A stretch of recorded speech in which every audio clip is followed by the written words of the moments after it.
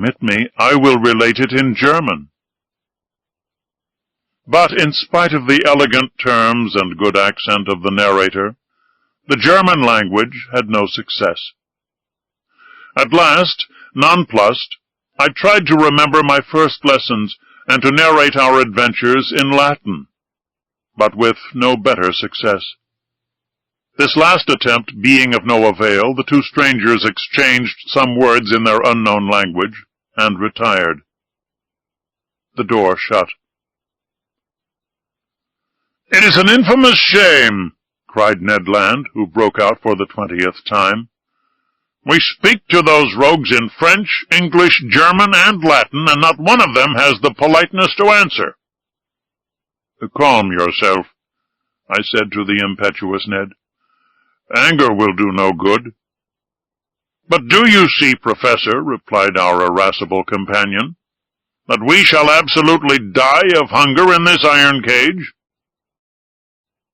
"Bah," said Conseil philosophically. "We can hold out some time yet." "My friends," I said, "we must not despair. We have been worse off than this. Do me the favor to wait a little before forming an opinion upon the commander and crew of this boat." "My opinion is formed," replied Ned Land sharply. "They are rascals." "Good. And from what country?" "From the land of rogues." "My brave Ned, that country is not clearly indicated on the map of the world. But I admit that the nationality of the two strangers is hard to determine. Neither English, French, nor German, that is quite certain. However, I am inclined to think that the commander and his companion were born in low latitudes. There is southern blood in them. But I cannot decide by their appearance whether they are Spaniards, Turks, Arabians, or Indians. As to their language, it is quite incomprehensible." "There is the disadvantage of not knowing all languages," said Conseil, "or the disadvantage of not having one universal language." As he said these words, the door opened. A steward entered. He brought us clothes, coats, and trousers, made of a stuff I did not know. I hastened to dress myself, and my companions followed my example. During that time the steward, dumb, perhaps deaf, had arranged the table, and laid 3 plates. "This is something like," said Conseil. "Bah!" said the angry harpooner. "What do you suppose they eat here? Tortoise liver, filleted shark, and beefsteaks from sea dogs." "We shall see," said Conseil. The dishes of bell metal were placed on the table, and we took our places. Undoubtedly we had to do with civilized people, and, had it not been for the electric light which flooded us, I could have fancied I was in the dining room of the Adelphi Hotel at Liverpool, or at the Grand Hotel in Paris. I must say, however, that there was neither bread nor wine. The water was fresh and clear, but it was water and did not suit Ned Land's taste. Amongst the dishes which were brought to us, I recognized several fish delicately dressed, but of some, although excellent, I could give no opinion.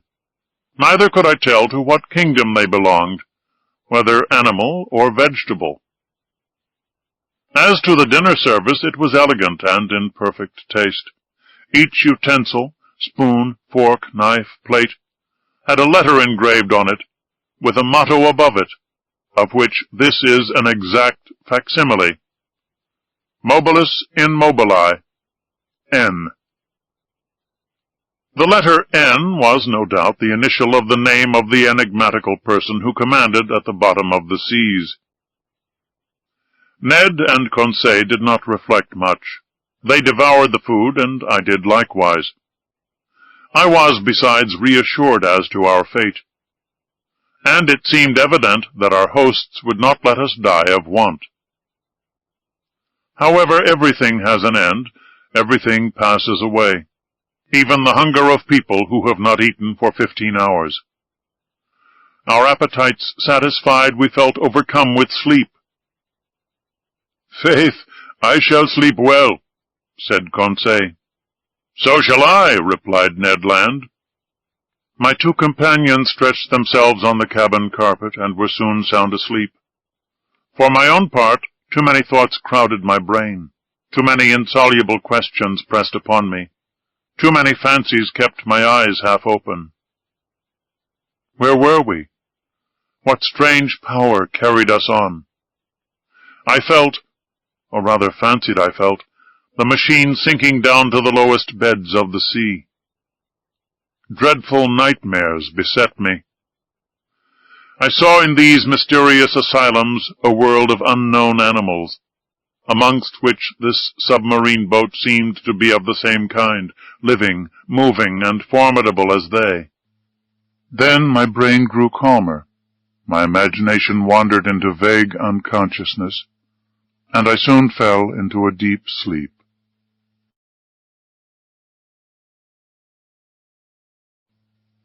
Chapter 9. Ned Land's Tempers. How long we slept I do not know, but our sleep must have lasted long, for it rested us completely from our fatigues.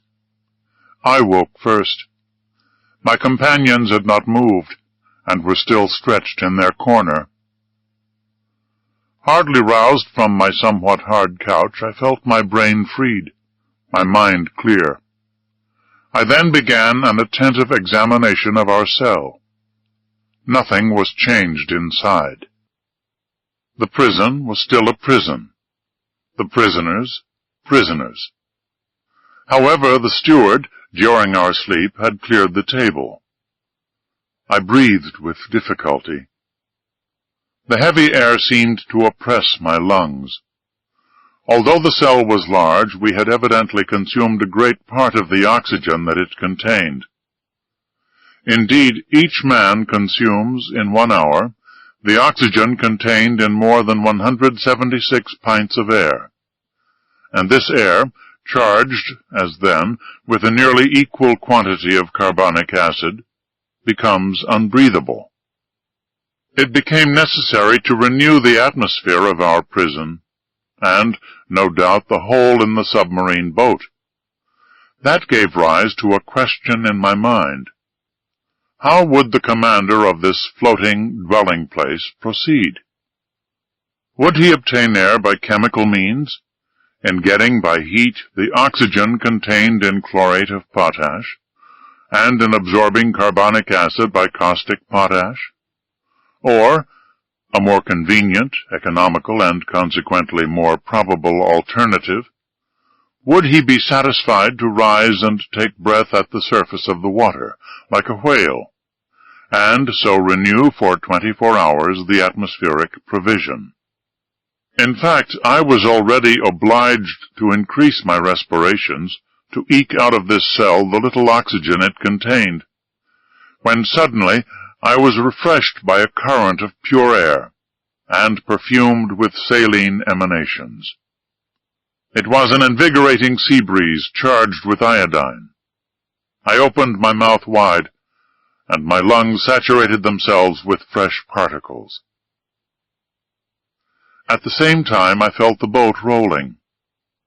The iron-plated monster had evidently just risen to the surface of the ocean to breathe, after the fashion of whales. I found out from that the mode of ventilating the boat. When I had inhaled this air freely, I sought the conduit pipe, which conveyed to us the beneficial whiff, and I was not long in finding it. Above the door was a ventilator, through which volumes of fresh air renewed the impoverished atmosphere of the cell. I was making my observations when Ned and Conseil awoke almost at the same time, under the influence of this reviving air. They rubbed their eyes, stretched themselves, and were on their feet in an instant. "Did master sleep well?" asked Conseil, with his usual politeness. "Very well, my brave boy.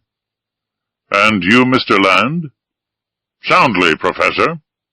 But I don't know if I am right or not. There seems to be a sea breeze."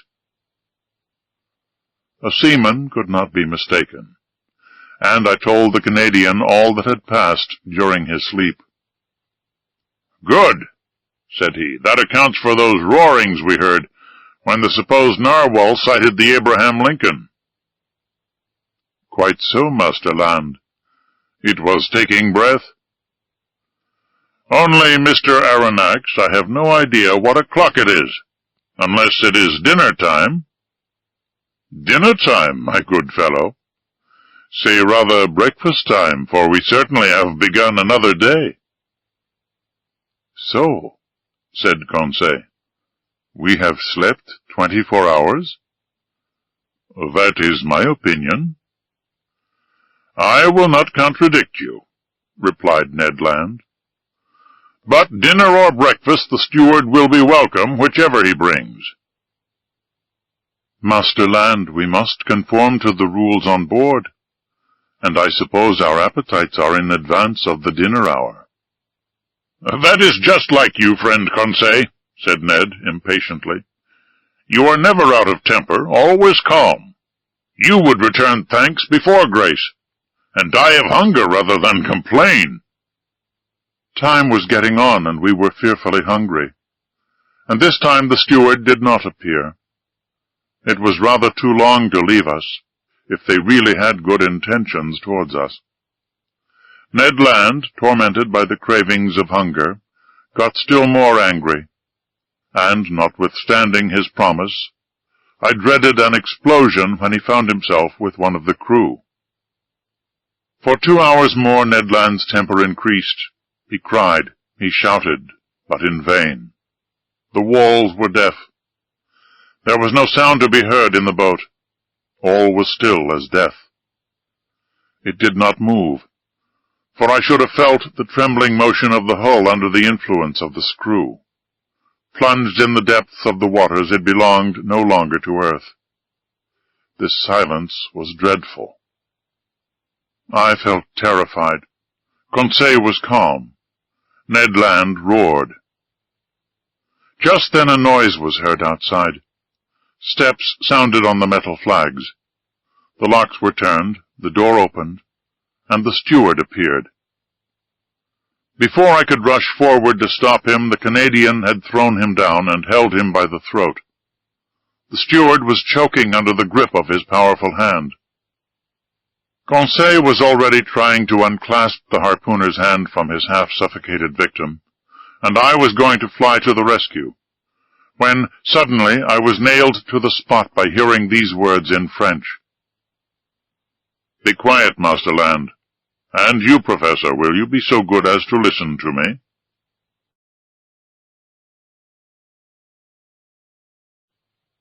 Chapter 10. The Man of the Seas. It was the commander of the vessel who thus spoke. At these words Ned Land rose suddenly. The steward, nearly strangled, tottered out on a sign from his master. But such was the power of the commander on board, that not a gesture betrayed the resentment which this man must have felt towards the Canadian.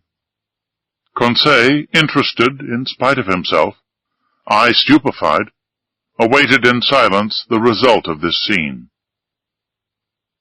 The commander, leaning against the corner of a table with his arms folded, scanned us with profound attention. Did he hesitate to speak? Did he regret the words which he had just spoken in French? One might almost think so. After some moments of silence, which not one of us dreamed of breaking, "Gentlemen," said he, in a calm and penetrating voice, "I speak French, English, German, and Latin equally well. I could therefore have answered you at our first interview, but I wished to know you first, then to reflect. The story told by each one, entirely agreeing in the main points, convinced me of your identity. I know now that chance has brought before me Monsieur Pierre Aronnax, professor of natural history at the Museum of Paris, entrusted with a scientific mission abroad, Conseil, his servant, and Ned Land, of Canadian origin, harpooner on board the frigate Abraham Lincoln of the Navy of the United States of America. I bowed assent. It was not a question that the commander put to me. Therefore there was no answer to be made. This man expressed himself with perfect ease, without any accent. His sentences were well turned, his words clear, and his fluency of speech remarkable. Yet I did not recognize in him a fellow countryman. He continued the conversation in these terms. You have doubtless thought, sir, that I have delayed long in paying you this second visit. The reason is that, your identity recognized, I wished to weigh maturely what part to act towards you. I have hesitated much.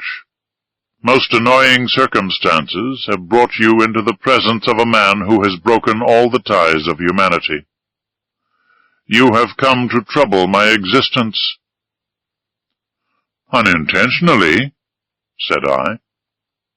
Unintentionally, replied the stranger, raising his voice a little. Was it unintentionally that the Abraham Lincoln pursued me all over the seas? Was it unintentionally that you took passage in this frigate? Was it unintentionally that your cannonballs rebounded off the plating of my vessel? Was it unintentionally that Mr. Ned Land struck me with his harpoon? I detected a restrained irritation in these words, but to these recriminations I had a very natural answer to make, and I made it. Sir, said I, no doubt you are ignorant of the discussions which have taken place concerning you in America and Europe. You do not know that diverse accidents, caused by collisions with your submarine machine, have excited public feeling in the two continents. I omit the theories without number by which it was sought to explain that of which you alone possess the secret. But you must understand that, in pursuing you over the high seas of the Pacific, the Abraham Lincoln believed itself to be chasing some powerful sea monster, of which it was necessary to rid the ocean at any price. A half-smile curled the lips of the commander. Then, in a calmer tone, Monsieur Aronnax, he replied, dare you affirm that your frigate would not as soon have pursued and cannonaded a submarine boat as a monster? This question embarrassed me, for certainly Captain Farragut might not have hesitated. He might have thought it his duty to destroy a contrivance of this kind, as he would a gigantic narwhal. You understand, then, sir, continued the stranger, that I have the right to treat you as enemies? I answered nothing purposely. For what good would it be to discuss such a proposition, when force could destroy the best arguments? I have hesitated some time, continued the commander. Nothing obliged me to show you hospitality. If I chose to separate myself from you, I should have no interest in seeing you again. I could place you upon the deck of this vessel which has served you as a refuge. I could sink beneath the waters, and forget that you had ever existed. Would not that be my right? It might be the right of a savage, I answered, but not that of a civilized man. Professor, replied the commander quickly, I am not what you call a civilized man. I have done with society entirely, for reasons which I alone have the right of appreciating. I do not therefore obey its laws, and I desire you never to allude to them before me again. This was said plainly. A flash of anger and disdain kindled in the eyes of the unknown, and I had a glimpse of a terrible past in the life of this man. Not only had he put himself beyond the pale of human laws, but he had made himself independent of them, free in the strictest acceptation of the word, quite beyond their reach. Who then would dare to pursue him at the bottom of the sea, when, on its surface, he defied all attempts made against him. What vessel could resist the shock of his submarine monitor? What cuirass, however thick, could withstand the blows of his spur? No man could demand from him an account of his actions. God, if he believed in one, his conscience, if he had one, were the sole judges to whom he was answerable. These reflections crossed my mind rapidly, whilst the stranger personage was silent, absorbed, and as if wrapped up in himself. I regarded him with fear mingled with interest, as doubtless Oedipus regarded the Sphinx. After rather a long silence, the commander resumed the conversation. "I have hesitated," said he, "but I have thought that my interest might be reconciled with that pity to which every human being has a right. You will remain on board my vessel, since fate has cast you there. You will be free, and in exchange for this liberty I shall only impose one single condition. Your word of honor to submit to it will suffice." "Speak, sir," I answered. "I suppose this condition is one which a man of honor may accept?" "Yes, sir, it is this. It is possible that certain events, unforeseen, may oblige me to consign you to your cabins for some hours or some days, as the case may be. As I desire never to use violence, I expect from you, more than all the others, a passive obedience. In thus acting, I take all the responsibility. I acquit you entirely, for I make it an impossibility for you to see what ought not to be seen. Do you accept this condition?" Then things took place on board which, to say the least, were singular, and which ought not to be seen by people who were not placed beyond the pale of social laws. Amongst the surprises which the future was preparing for me, this might not be the least. "We accept," I answered. "Only I will ask your permission, sir, to address one question to you, one only." "Speak, sir." "You said that we should be free on board." "Entirely." "I ask you, then, what you mean by this liberty?" "Just the liberty to go, to come, to see, to observe even all that passes here save under rare circumstances. The liberty, in short, which we enjoy ourselves, my companions and I." It was evident that we did not understand one another. "Pardon me, sir," I resumed, "but this liberty is only what every prisoner has of pacing his prison. It cannot suffice us." "It must suffice you, however." "What? We must renounce forever seeing our country, our friends, our relations again?" "Yes, sir. But to renounce that unendurable worldly yoke which men believe to be liberty is not perhaps so painful as you think." "Well," exclaimed Ned Land, "never will I give my word of honor not to try to escape." "I did not ask you for your word of honor, Master Land," answered the commander coldly. "Sir," I replied, beginning to get angry in spite of myself, "you abuse your situation towards us. It is cruelty." "No, sir, it is clemency. You are my prisoners of war. I keep you when I could by a word plunge you into the depths of the ocean. You attacked me. You came to surprise a secret which no man in the world must penetrate, the secret of my whole existence. And you think that I am going to send you back to that world which must know me no more? Never. In retaining you, it is not you whom I guard. It is myself." These words indicated a resolution taken on the part of the commander, against which no arguments would prevail. "So, sir," I rejoined, "you give us simply the choice between life and death?" "Simply." "My friends, said I. "To a question thus put, there is nothing to answer. But no word of honor binds us to the master of this vessel." "None, sir," answered the unknown. Then, in a gentler tone, he continued, "Now, permit me to finish what I have to say to you. I know you, Monsieur Aronnax. You and your companions will not, perhaps, have so much to complain of in the chance which has bound you to my fate. You will find amongst the books which are my favorite study the work which you have published on the depths of the sea. I have often read it. You have carried out your work as far as terrestrial science permitted you. But you do not know all. You have not seen all.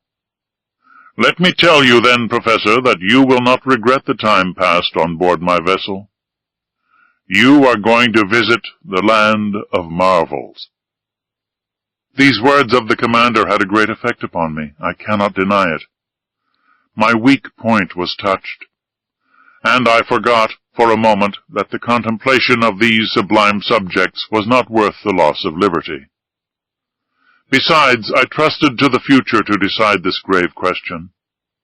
So I contented myself with saying, "By what name ought I to address you?" "Sir," replied the commander, "I am nothing to you but Captain Nemo, and you and your companions are nothing to me but the passengers of the Nautilus." Captain Nemo called. A steward appeared. The captain gave him his orders in that strange language which I did not understand. Then, turning towards the Canadian and Conseil, "A repast awaits you in your cabin," said he.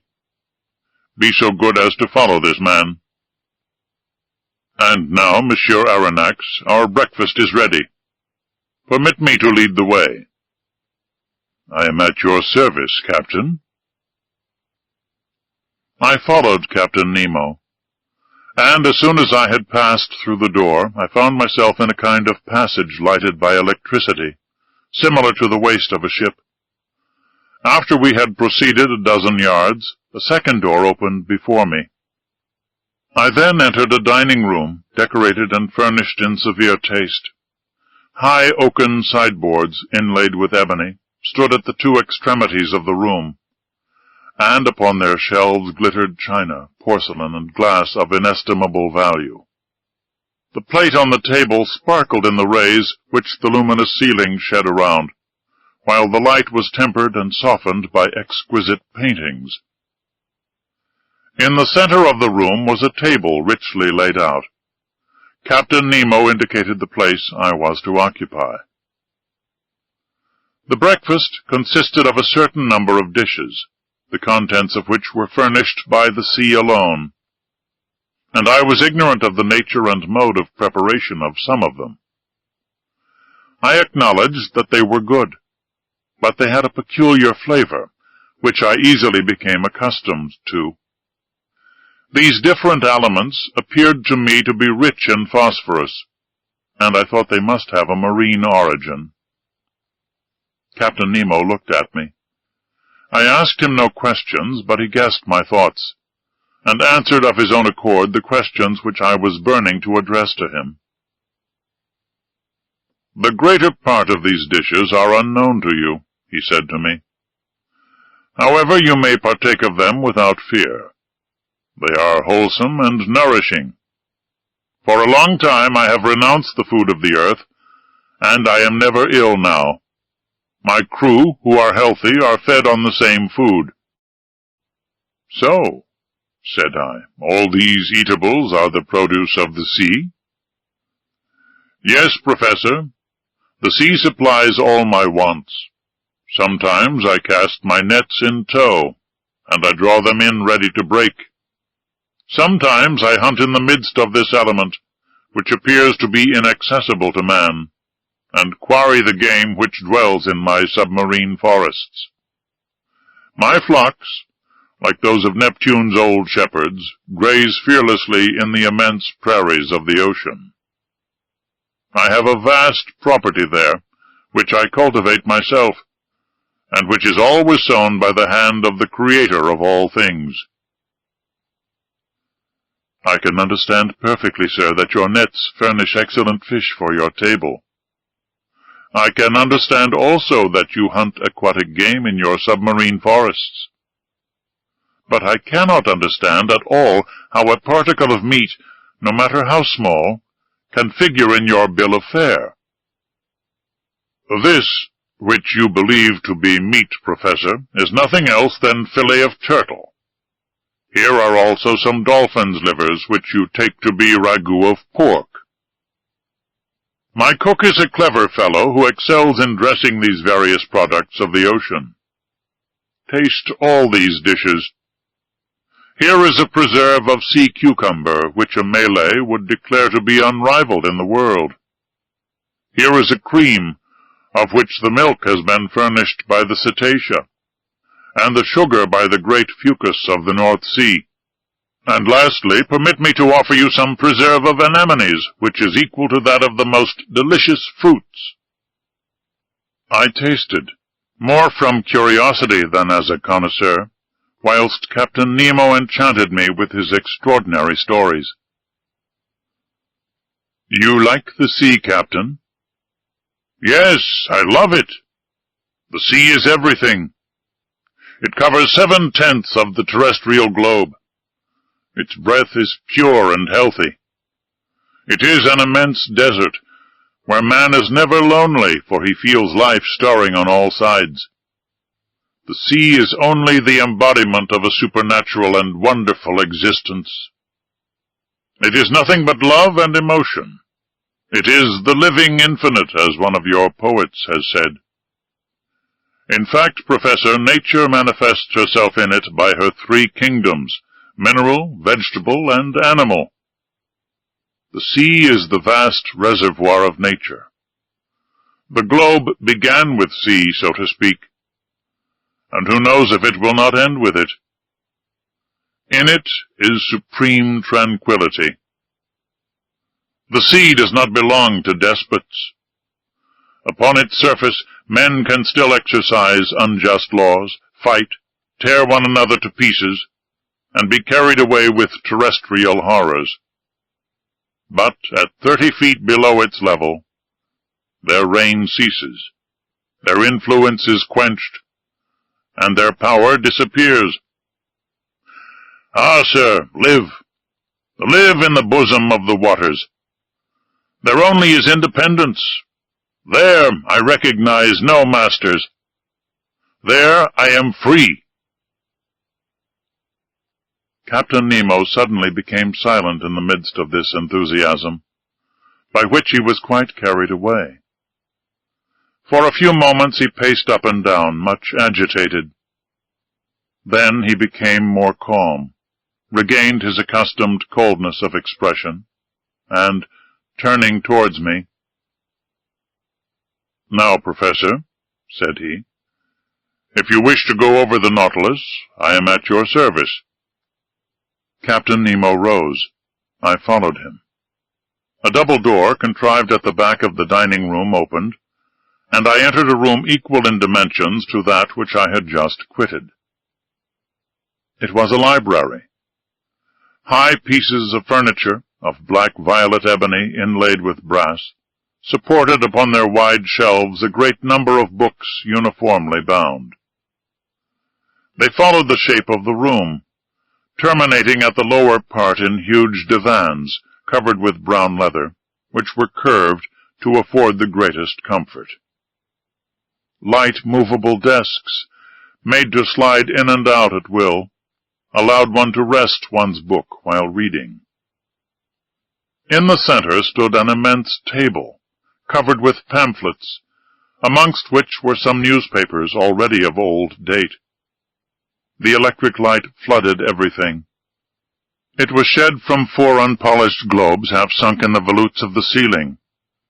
I looked with real admiration at this room, so ingeniously fitted up, and I could scarcely believe my eyes. "Captain Nemo," said I to my host, who had just thrown himself on one of the divans, This is a library which would do honor to more than one of the continental palaces, and I am absolutely astounded when I consider that it can follow you to the bottom of the seas." "Where could one find greater solitude or silence, Professor?" replied Captain Nemo. "Did your study in the museum afford you such perfect quiet?" "No, sir. And I must confess that it is a very poor one after yours. You must have 6,000 or 7,000 volumes here." 12,000, Monsieur Aronnax. "These are the only ties which bind me to the earth. But I had done with the world on the day when my Nautilus plunged for the first time beneath the waters. That day I bought my last volumes, my last pamphlets, my last papers. And from that time I wish to think that men no longer think or write. These books, Professor, are at your service besides, and you can make use of them freely." I thanked Captain Nemo, and went up to the shelves of the library. Works on science, morals, and literature abounded in every language. But I did not see one single work on political economy. That subject appeared to be strictly proscribed. Strange to say, all these books were irregularly arranged, in whatever language they were written. And this medley proved that the captain of the Nautilus must have read indiscriminately the books which he took up by chance. "Sir," said I to the captain, "I thank you for having placed this library at my disposal. It contains treasures of science, and I shall profit by them." "This room is not only a library," said Captain Nemo. "It is also a smoking room." "A smoking room!" I cried. "Then one may smoke on board?" "Certainly." "Then, sir, I am forced to believe that you have kept up a communication with Havana." "Not any," accepted the captain. "Accept this cigar, Monsieur Aronnax, and though it does not come from Havana, you will be pleased with it if you are a connoisseur." I took the cigar which was offered me. Its shape recalled the London ones, but it seemed to be made of leaves of gold. I lighted it at a little brazier, which was supported upon an elegant bronze stem, and drew the first whiffs with the delight of a lover of smoking who has not smoked for 2 days.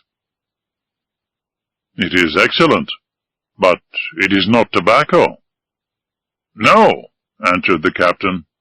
"This tobacco comes neither from Havana nor from the East. It is a kind of seaweed, rich in nicotine, with which the sea provides me, but somewhat sparingly." At that moment Captain Nemo opened a door which stood opposite to that by which I had entered the library, and I passed into an immense drawing-room splendidly lighted. It was a vast, four-sided room, 30 feet long, 18 wide, and 15 high. A luminous ceiling, decorated with light arabesques, shed a soft, clear light over all the marvels accumulated in this museum. For it was in fact a museum, in which an intelligent and prodigal hand had gathered all the treasures of nature and art, with the artistic confusion which distinguishes a painter's studio. 30 first-rate pictures, uniformly framed, separated by bright drapery, ornamented the walls, which were hung with tapestry of severe design. I saw works of great value, the greater part of which I had admired in the special collections of Europe, and in the exhibitions of paintings. Some admirable statues in marble and bronze, after the finest antique models, stood upon pedestals in the corners of this magnificent museum. Amazement, as the captain of the Nautilus had predicted, had already begun to take possession of me. "Professor," said this strange man, "you must excuse the unceremonious way in which I receive you, and the disorder of this room." "Sir," I answered, Without seeking to know who you are, I recognize in you an artist." "An amateur, nothing more, sir. Formerly I loved to collect these beautiful works created by the hand of man. I sought them greedily, and ferreted them out indefatigably, and I have been able to bring together some objects of great value. These are my last souvenirs of that world which is dead to me. In my eyes, your modern artists are already old. They have 2,000 or 3,000 years of existence. I confound them in my own mind. Masters have no age." Under elegant glass cases, fixed by copper rivets, were classed and labeled the most precious productions of the sea which had ever been presented to the eye of a naturalist. My delight as a professor may be conceived. Apart, in separate compartments, were spread out chaplets of pearls of the greatest beauty, which reflected the electric light in little sparks of fire. Pink pearls, torn from the pinna marina of the Red Sea, green pearls, yellow, blue, and black pearls, the curious productions of the diverse mollusks of every ocean, and certain mussels of the watercourses of the north. Lastly, several specimens of inestimable value. Some of these pearls were larger than a pigeon's egg, and were worth millions. Therefore, to estimate the value of this collection was simply impossible. Captain Nemo must have expended millions in the acquirement of these various specimens, and I was thinking what source he could have drawn from, to have been able thus to gratify his fancy for collecting, when I was interrupted by these words. "You are examining my shells, Professor. Unquestionably they must be interesting to a naturalist, but for me they have a far greater charm, for I have collected them all with my own hand, and there is not a sea on the face of the globe which has escaped my researches." "I can understand, Captain, the delight of wandering about in the midst of such riches. You are one of those who have collected their treasures themselves. No museum in Europe possesses such a collection of the produce of the ocean. But if I exhaust all my admiration upon it, I shall have none left for the vessel which carries it.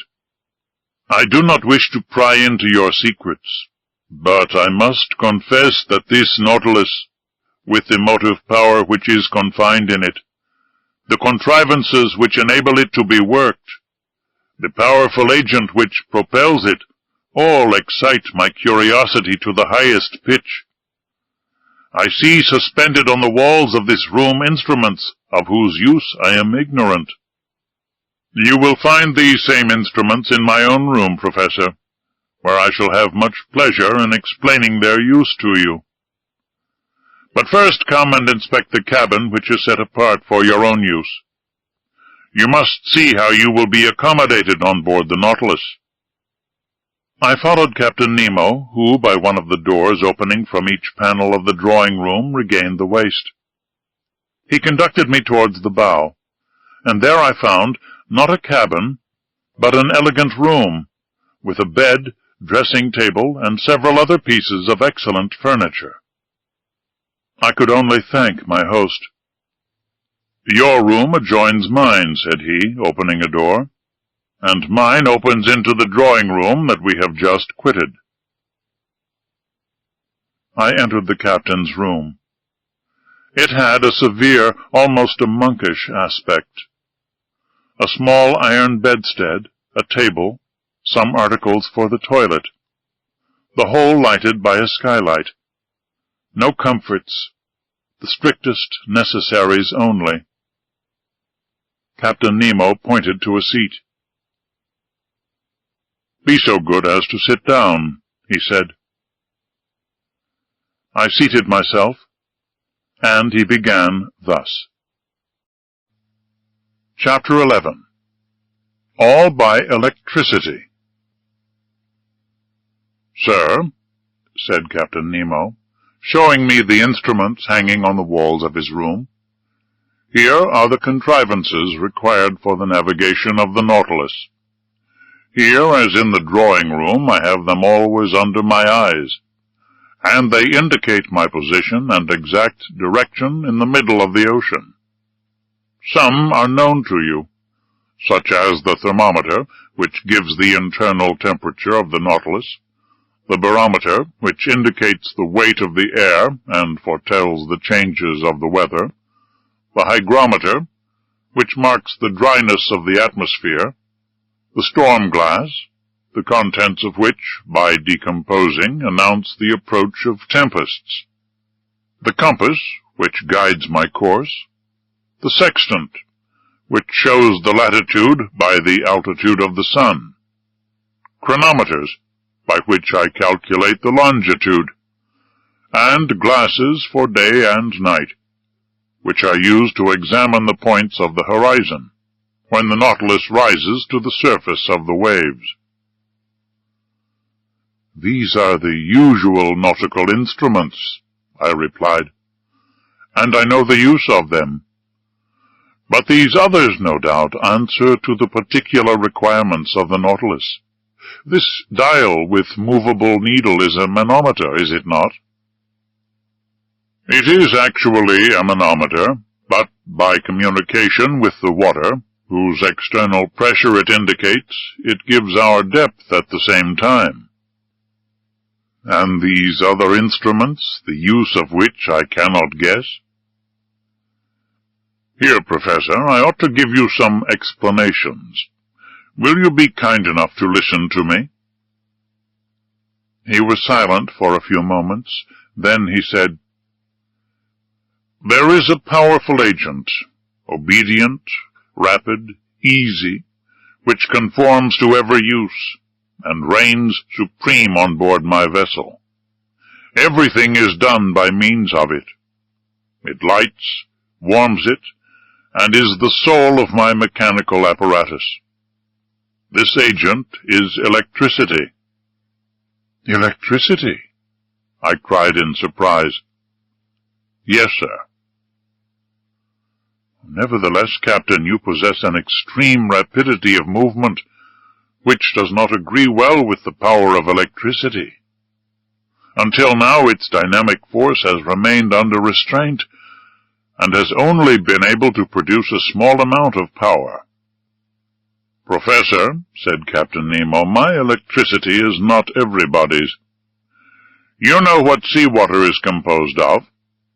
In 1,000 grams are found 96½% of water, and about 2 2/3% of chloride of sodium. Then, in a smaller quantity, chlorides of magnesium and of potassium, bromide of magnesium, sulfate of magnesia, sulfate and carbonate of lime. You see, then, that chloride of sodium forms a large part of it. So it is this sodium that I extract from the seawater, and of which I compose my ingredients. I owe all to the ocean. It produces electricity, and electricity gives heat, light, motion, and, in a word, life to the Nautilus." "But not the air you breathe?" "Oh, I could manufacture the air necessary for my consumption, but it is useless, because I go up to the surface of the water when I please. However, if electricity does not furnish me with air to breathe, it works at least the powerful pumps that are stored in spacious reservoirs, and which enable me to prolong at need, and as long as I will, my stay in the depths of the sea. It gives a uniform and unintermittent light, which the sun does not. Now look at this clock. It is electrical, and goes with a regularity that defies the best chronometers. I have divided it into 24 hours like the Italian clocks, because for me there is neither night nor day, sun nor moon, but only that factitious light that I take with me to the bottom of the sea. Look, just now it is 10 o'clock in the morning." "Exactly." Another application of electricity. This dial hanging in front of us indicates the speed of the Nautilus. An electric thread puts it in communication with the screw, and the needle indicates the real speed. Look, now we are spinning along with a uniform speed of 15 miles an hour. It is marvelous. And I see, Captain, you were right to make use of this agent that takes the place of wind, water, and steam. We have not finished, Monsieur Aronnax, said Captain Nemo, rising. If you will allow me, we will examine the stern of the Nautilus. Really, I knew already the anterior part of this submarine boat, of which this is the exact division, starting from the ship's head. The dining room, 5 yards long, separated from the library by a watertight partition. The library, 5 yards long. The large drawing room, 10 yards long, separated from the captain's room by a second watertight partition. The said room, 5 yards in length. Mine, 2.5